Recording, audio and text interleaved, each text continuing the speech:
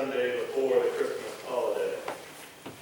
This is a special day for the church, a special day in the life of the church around the world.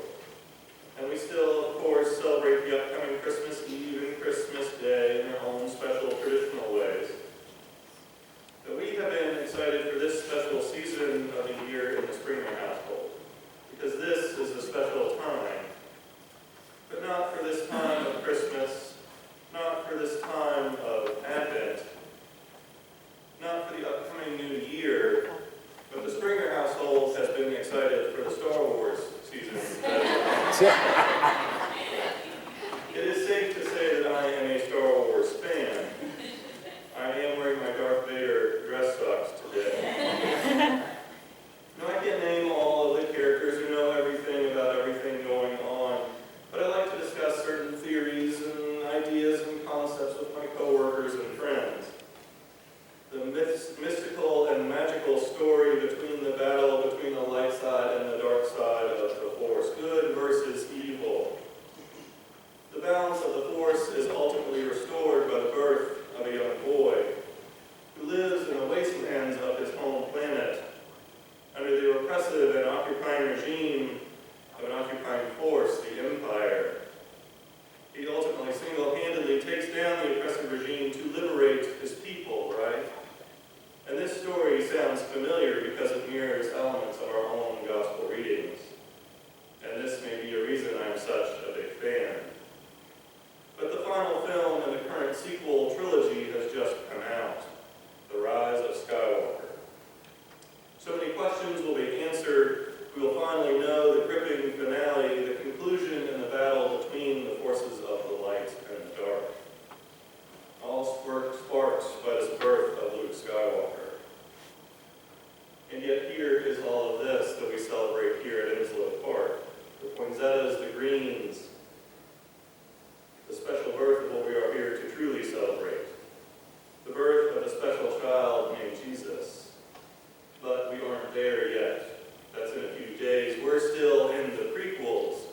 We're in the events leading up to this special birth. This week we celebrate the gift of love. We light the fourth candle, the candle of love. We are called to love one another as God has loved us in the gift of his Son, Jesus. The love Joseph had for Mary to stay by her side, to face the fears and anxiety of becoming a father. The love of Mary, of Joseph, to trust him to care for her, to face the fear of what childbirth would mean at that time, the dangers to both mother and child for their health and safety. We come together during the season of love to love our fellow neighbor, come together to love our family, come together to love our friends, love the strangers, love the most disadvantaged in our communities, love the hungry, the homeless, and love is not always easy. Loving our neighbor or even our enemy can sometimes be the hardest thing to do, especially when we disagree. In these divisive and challenging political and social times, it seems our divisions and our disagreements are greater than what we have in common. Our fights are more common than when we get along. Our debates are more frequent than when we can seem to come to an agreement. It seems that arguments are the constant and inescapable truth of our 24-hour news cycle. Shouting and arguments are seen as normative and expected. And that is why we have special moments like today to remind ourselves to focus on love. And during the season of Advent, we focus on different themes each week. Themes to remind ourselves of coming together. Being mindful to try and be just that little bit more kind, that little bit more hopeful, that little bit more loving. I've recently been rewatching a number of the Star Wars films to prepare myself for the upcoming premiere. Amanda and I are going to see the newest film this afternoon with friends. But in going back and rewatching a number of the other films, I've noticed a number of scenes and things that have caught my attention that I didn't always pay attention to before.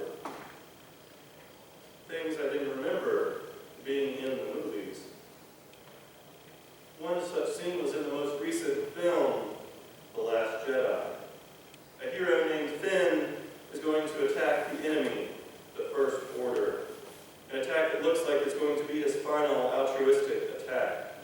He's flying straight into danger to try and save his friends, facing the hateful enemy he despises so much. But Rose, his friend, flies into his ship, saving him yet crashing both of their ships, preventing the planned heroics.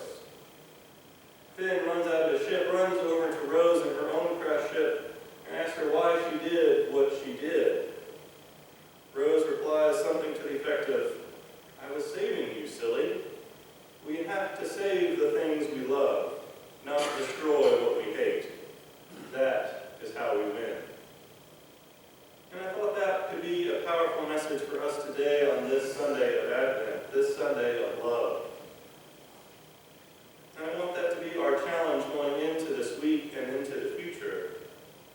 We must preserve and build up that which we love, but we must not descend into hatred and violence. Then we become that which we hate.